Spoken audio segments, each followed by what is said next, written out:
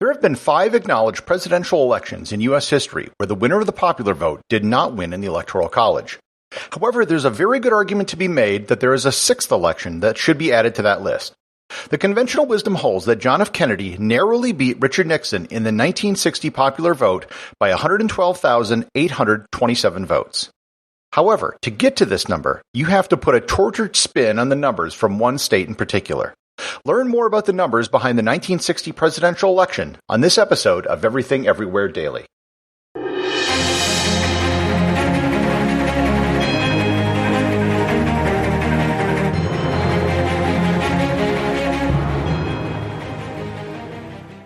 This episode is sponsored by G Adventures. These are very troubled times. Even though things are starting to get better and more countries are opening up, people are still hesitant to travel, and that is totally understandable. That is why G Adventures has announced its new Travel with Confidence Plus collection. The Travel with Confidence Plus collection are 37 tours in 27 countries that have increased safety and sanitation protocols to protect you and other travelers.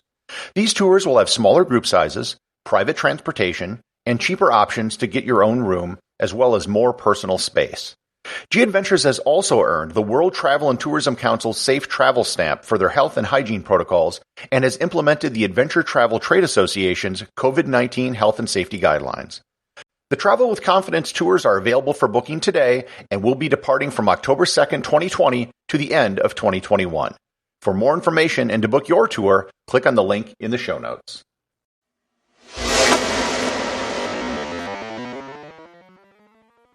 First, let me start this episode out by noting that none of the things I'm going to discuss in this episode would have changed the outcome of the 1960 election. The United States selects its presidents via the Electoral College, and nothing I'm going to talk about would have changed the vote in the Electoral College in 1960. Also, I'm not going to talk about alleged election fraud where dead people voted in Chicago or there was ballot stuffing in Texas. That may or may not have happened, but that is beyond the scope of this episode. I'm also going to be citing a lot of numbers, and just to make it easier to listen and follow along, I'm going to be rounding to the near 1,000. It doesn't change the general conclusion, but it will make it easier to understand. If you want to dig into the numbers, they're all publicly available, and you can do it yourself. That being said, first a quick history of winning the popular vote and losing in the Electoral College. This has happened 5 times, which everyone can agree upon. 1824. John Quincy Adams beat Andrew Jackson. Technically, this wasn't won in the Electoral College, it was won in the House of Representatives. Because no one won a majority in the Electoral College, the election was passed down to the House where they decided. This is the only election in U.S. history where that has ever happened, and it was incredibly messed up, and it's definitely something there's going to be an episode about in the future. 1876. Rutherford B. Hayes, who you remember is a really big deal in Paraguay, defeated Samuel Tilden. This is the only time the losing candidate actually received the majority of the popular vote, not just a plurality. 1888. Benjamin Harrison defeated Grover Cleveland. If you ever wonder why Grover Cleveland has the distinction of serving 2 non-consecutive terms as president, this election is why. 2000. George Bush defeated Al Gore. I'm sure this is recent enough that I don't need to remind anyone about it. And 2016, Donald Trump defeated Hillary Clinton, and I'm really sure no one needs a refresher on this election. So if you accept this history, then 5 of the 58 presidential elections which have taken place had the person who got the most popular votes lose in the Electoral College. So why should the 1960 election be added to this list? The narrative you will find in most history books was that Kennedy received 34,220,984 votes for 49.72% of the popular vote. Richard Nixon received 34,108,157 votes for 49.55% of the popular vote. Kennedy edged out Nixon by 112,827 votes, or 0.12%, winning one of the closest elections in history. The problem with this was the election in Alabama. To get the numbers I just listed, you have to do funny math to the vote totals in Alabama. In most states, people voted for a candidate, then a slate of electors from that party would attend the Electoral College and vote for that candidate. In almost every state, the link between votes and electors is pretty straightforward. In Alabama in 1960, however, they didn't do it that way. Why was Alabama different? As you can probably guess, it had to do with segregation and civil rights. At the 1948 Democratic Convention, The party added a plank to their platform about civil rights, and that caused a walkout at the convention of southern states, and a brief attempt at a third party in 1948. As a third party, they really had no chance of winning anything, and the party never ran for any local or state offices. They returned to the Democratic Party and remained a faction there for the next decade. Their strategy through the 50s and into the 1960 election was to serve up a slate of unpledged delegates who would in reality be Democrats, but would be able to swing the election if it were close to get concessions from whoever they put their support behind. In 1960, 3 states put up a slate of unpledged electors for people to vote on. While unpledged on paper, everyone knew that they were pro-segregation Southern Democrats who would vote for Senator Harry F. Byrd from Virginia if the Electoral College wasn't close. In Louisiana and Mississippi, the unpledged delegates were a totally different slate from the Democrat and Republican delegates, so assigning votes to delegates was pretty easy. People voted for the slate of delegates as a single package, so attributing votes was simple. In Mississippi, the unpledged delegates actually got the most votes, and Mississippi's 8 electoral votes went to Senator Byrd. In Louisiana, the unpledged delegates came in third, and Kennedy won. Alabama is where the problem lies. In Alabama, you didn't vote for a slate of electors. You had to vote for electors individually. Alabama had 11 electoral votes in 1960.